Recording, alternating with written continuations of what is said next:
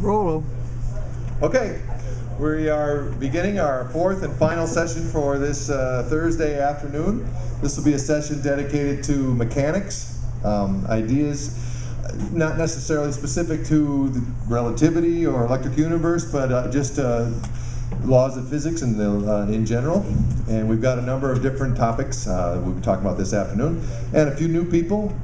Our first is going to be Dr. Tom Lang, who is experienced in fluid dynamics, and I know one of the things a lot of the structure people and a lot of the people interested in understanding the structure of the atom have been looking into using fluid dynamics more in our models and those kinds of things. And he just wrote a book recently, and I'm not recalling the name of it, but I know it's available here. We have an awful lot of authors in our group, and so it's wonderful for me to bring up Dr. Tom Lang.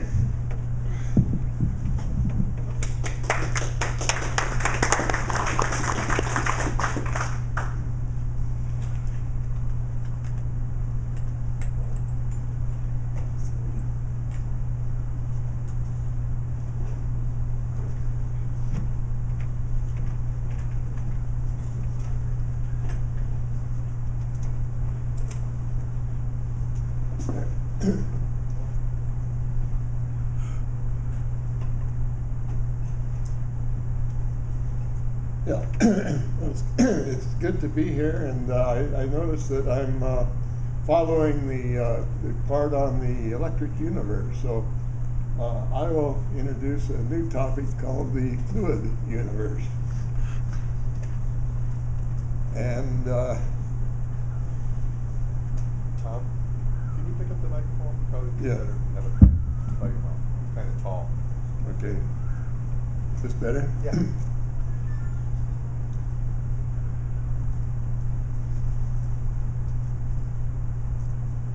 So any new theory of physics has to agree with observation and experiments. So if our universe is an electric universe, it has to agree, and if it's a fluid universe, it also has to agree. I'd like to start by saying why I'm here today. Had things been a bit different, I would not be here today. It all goes back to 1945 when I was entering Caltech, and my choice was to be either a physicist or an engineer. And I was undecided between the two. And at Caltech, everybody takes the same courses for the first 2 years, so we have roughly 2 years to decide between one or the other. And I decided to go into engineering, and in particular mechanical engineering, because I felt it was understandable, whereas in physics I found that it was not possible to describe what an electron looked like, what a proton looked like, or a neutron, or what the forces are that hold neutrons and protons together in the nuclei. And then there were other questions. Nobody really knew what quantum mechanics was about, other than probability theory.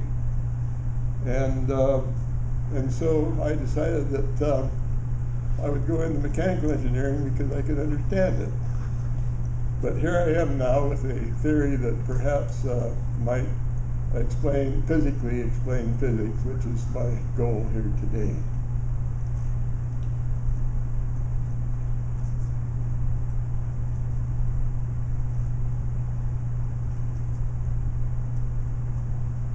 Yeah, I graduated from Caltech in '48 in mechanical engineering, and liked fluids especially because the courses that I had on in fluid dynamics were things I could understand. I could, conduct an experiment in the water tunnel and see the flow in the fields and measure the forces, and everything was physically understandable.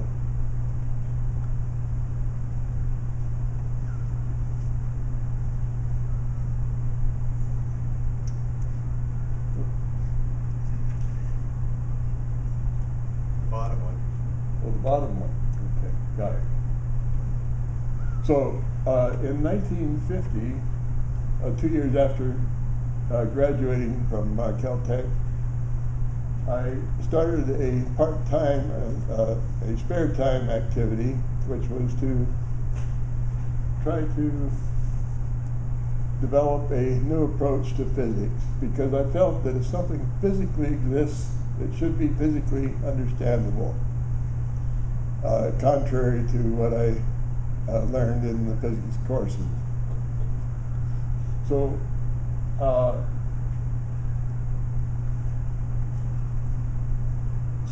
my goal then was to hopefully develop a unified theory, but probably not, but hopefully. But that's definitely one that physically explains physics.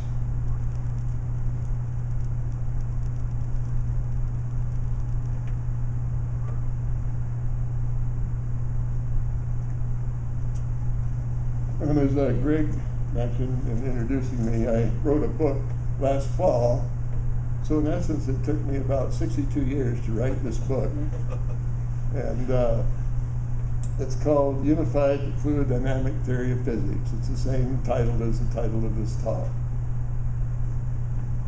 And on the front here it says it's a physical explanation of gravity, matter, electromagnetic forces, photons, the strong and weak forces, quantum mechanics, and much more.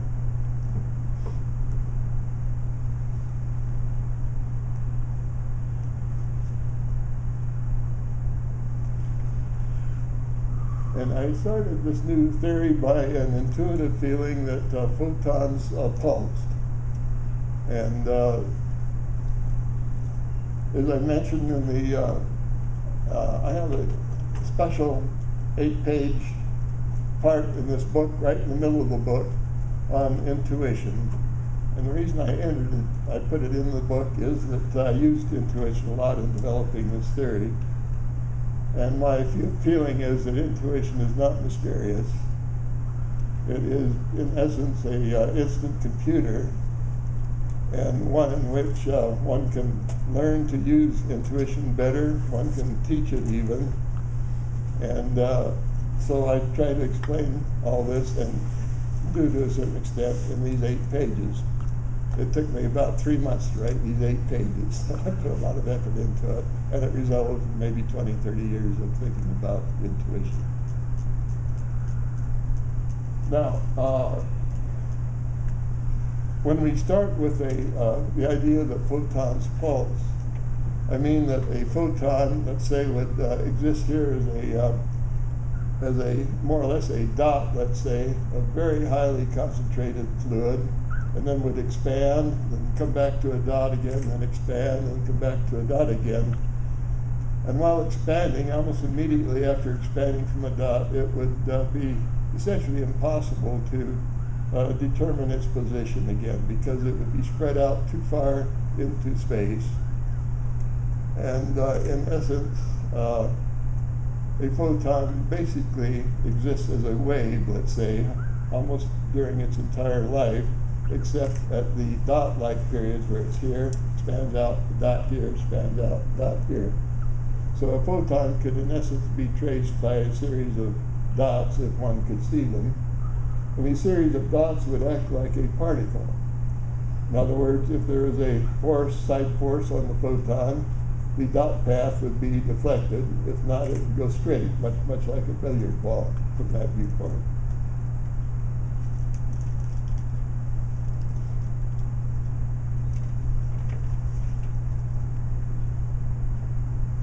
Now, one feature of spatial fluid is that I consider it to be a basic fluid that follows the basic laws of physics, which include the conservation of mass, momentum, and energy. And all fluids do this. So by introducing the spatial fluid, I'm introducing mass into all of space. Now, I found out almost immediately, thinking about photons pulsing, that if a photon pulsed into a vacuum, it would pulse forever. It would just keep on going forever. So this is one of the reasons why I introduced the spatial fluid, as being the only way I could think of to make a photon pulse. And by pulsing, I mean this description that I had of pulsing.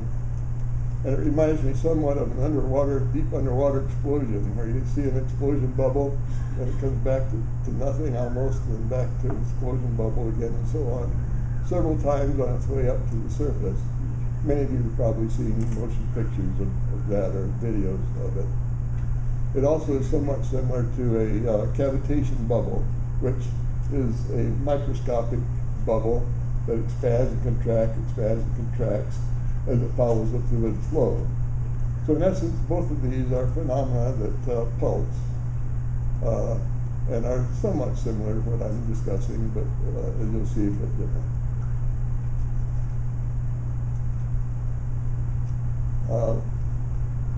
These three experiments down here, the Michelson-Morley experiment conducted in 1887, disproved ether, because ether was supposed to have been a fluid through which everything else slipped.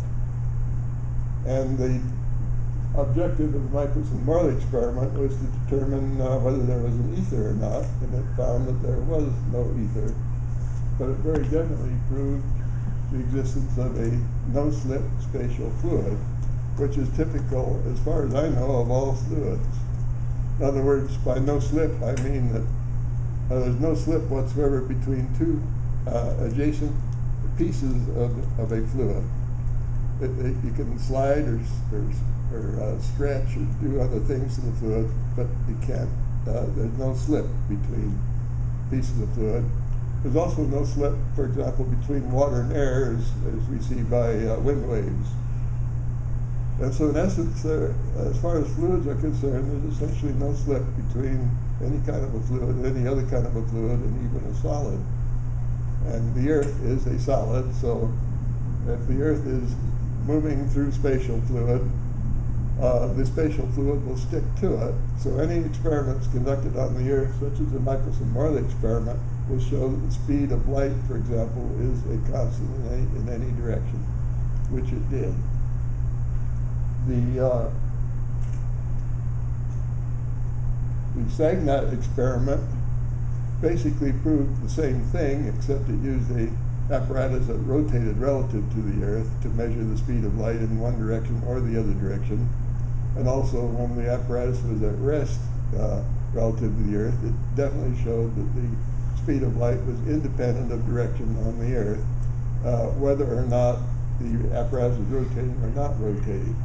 So again, it proved the existence of a no-slip spatial fluid. Then I'm going to do that. Don't go back. So this third experiment was reported last fall. Now, many of you may have heard of it, maybe not, but it was called the Space Probe B experiment, conducted by NASA and Stanford University. And it showed that there is a vortex formed around the Earth, in the space around the Earth.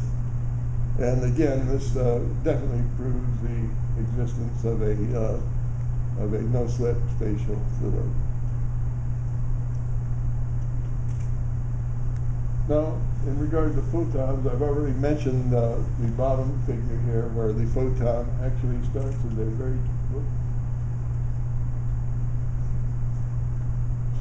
very tiny dot right here and ends with a very tiny dot here. This is one wavelength from here to here. In between, the dot expands and becomes essentially part of the outside spatial fluid, so it's basically undetectable in this region from the spatial fluid itself.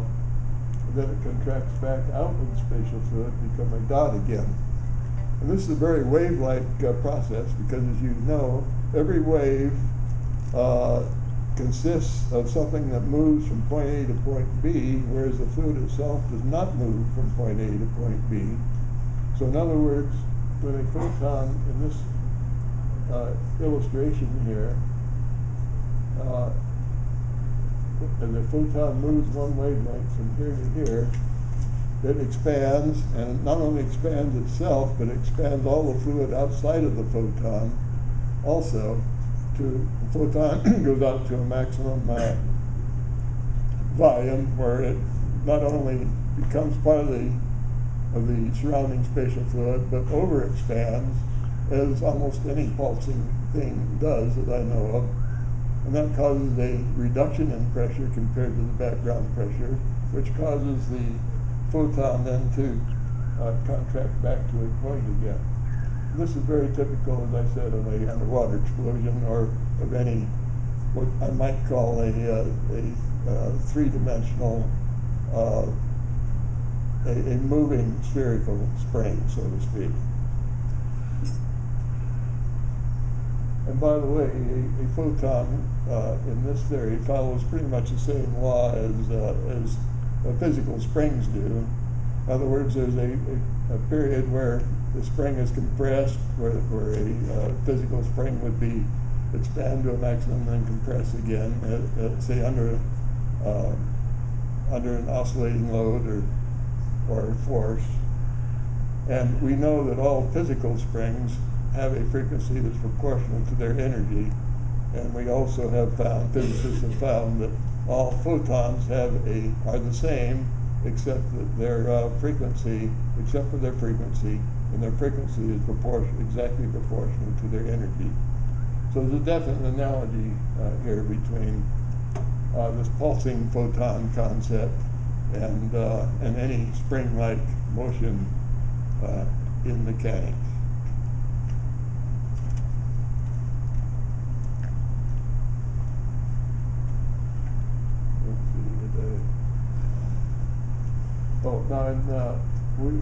These are typical of what is known of photons, and in this new theory. Tom, we can't hear you. Can you pick up the Oh, yes, okay, thank you. In this new theory, photons are spherical, and we know that photons impart a momentum when they impact something. So in this theory, photons indeed have momentum all of the time, and they also have, and if they have photons all of the time, by definition, then they must have mass. And since this is a fluid we're talking about, which consists of a density, which is basically mass per unit volume, in this theory, photons have a mass.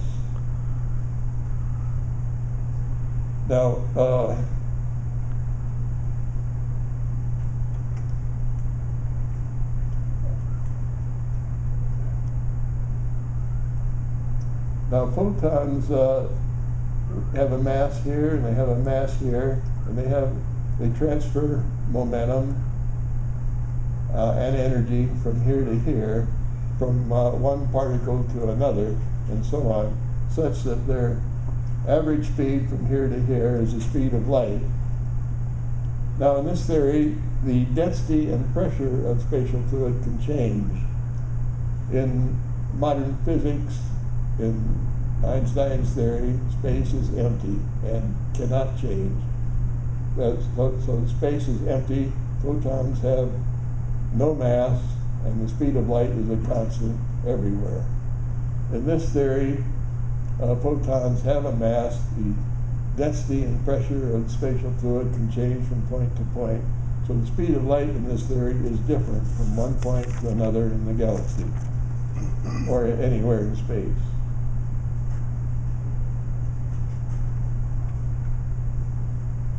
So here we talk about the local speed of light rather than the constant speed of light.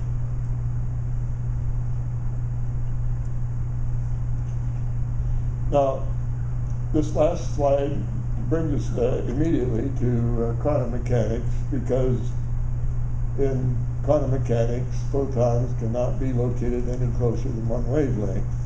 And so physically speaking, the previous slide shows you physically exactly why that is so. And it also tells you why photons are quantized, and as I'll be showing later, matter is made from photons, and therefore matter is quantized for this very same pulsing reason that I just described.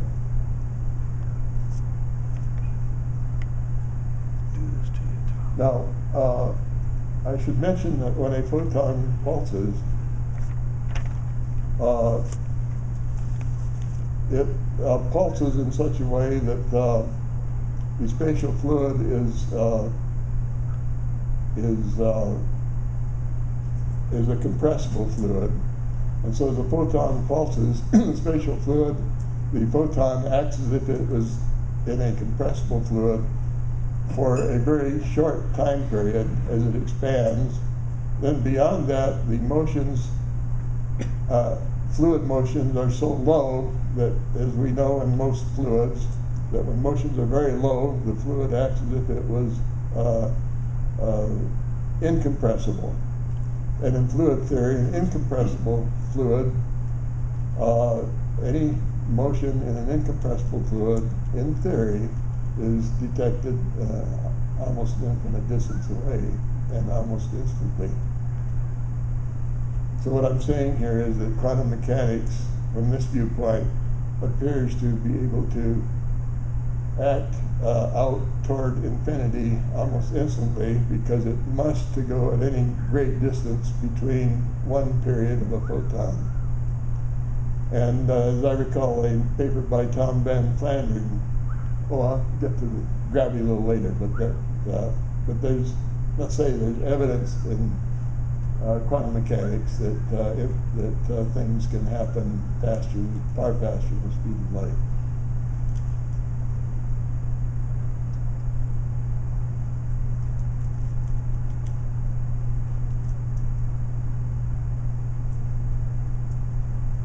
Let's see. I'm pushing the lower button now, Greg. And nothing happens? Oh, okay. Thank you for helping. Anytime. Now we come to gravity, and gravity in this new theory is caused by pulsing, just as quantum mechanics is physically caused by pulsing. In other words, as each photon travels from A to B, it has a mass, loses the mass, gets the mass back. So in essence, it acts as if it has an averaged mass, which I call the photon mass. And these cycles occur so fast. For example, visible light occurs at about 10 to the 15th hertz. And so one cycle is an incredibly tiny amount of time. So you can see how this very rapid pulsing process can lead to a photon whose mass is more or less steady. And this mass has to come from the surrounding space. So by doing so, the surrounding space, the mass of the surrounding space has to be reduced by the same average mass that the photon has. And so every photon in this theory then is immediately followed by a region in space that has reduced pressure and reduced density. And a diagram of this shows a rough idea of the reduction in pressure, let's say, from each photon. Then in this region, the reduction is double, so basically the net reduction in pressure looks something like this, which again will remind you of the Einstein theory of space warping with time in order to produce gravity by changing space to something like this.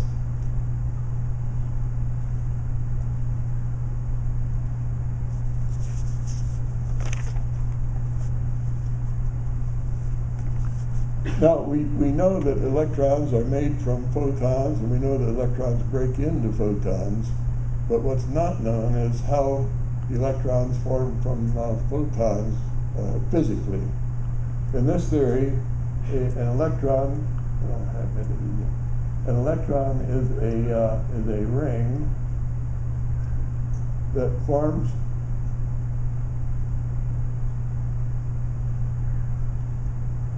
An electron is a ring that is formed from two photons, one here and one there, that approach each other, that both spin counterclockwise. So each of these gamma photons is spinning counterclockwise, and any two particles in fluid dynamics, it spins counter to each other, as they will appear to be when they come from opposite directions, will attract. And this attraction in this theory makes them form an orbit. Now, since photons are made of fluid and pulsating fluid, these photons spin in this orbit maybe 1 billion times or so. I'm going to have to speed this up. Sorry. And so they eventually form a ring, and I call this ring an electron ring.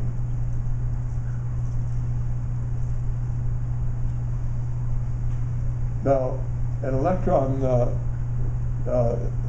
and rings that have the opposite spin, the core spin, are called positron rings. And we know that we can combine electron rings and positron rings. So if a positron ring, for example, attracts an electron ring on each side, the center of positron ring will mesh with the 2 electron rings on each side to form a single ring, which I call an E3 ring, which then has the same core spin as an electron, but is 1/3 of its size and is 3 times its mass. So an E3 ring is a very specific ring. And continuing, a proton is known to be 1836.25 times the mass of a positron. And I claim that a proton ring is formed from a very large number of pairs of electron rings and positron rings. As I just showed you in the previous slide, 2 electron rings and a positron ring will form an E3 ring. An E3 ring then will do the same thing in sequentially, forming a P5 ring. And then one gets an E7 ring, and then a P9 ring, and so on until a P1837 ring is formed, which in this theory is a proton, and the difference between the 1836 and the 1837 is binding energy. Now, electric forces in fluid dynamics indicates that any 2 rings, any 2 objects that spin in opposite directions reduce the pressure. These aren't negative charges, these are pressure reductions in this area. Reduce the pressure, so 2 counter-rotating rings basically attract, and 2 similarly rotating rings repel.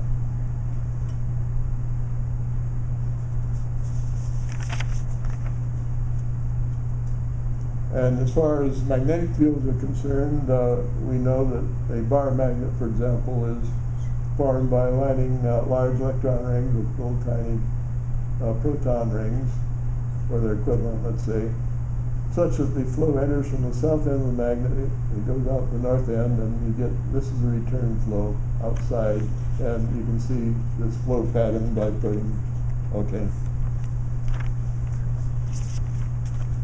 Atoms now consist of electrons that surround a nucleus of protons and neutrons, and in this theory, electrons orbit. And an orbiting electron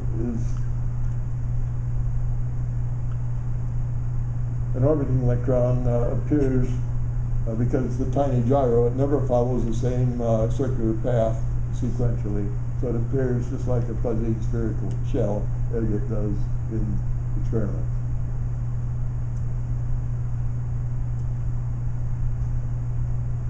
Now, neutrons in this theory consist of an E3 ring lying outside of a proton ring, both rotating around the same axis in the same direction. And so I'll continue here. So a neutron now is an E3 ring that rotates around a proton ring, and so if you bring a proton ring sideways towards that, you'll form this combination of 3 rings, which is a proton-neutron pair. And you'll notice that these are the forces here. The forces between these 3 rings are the strong nuclear force, which in this theory is a core force.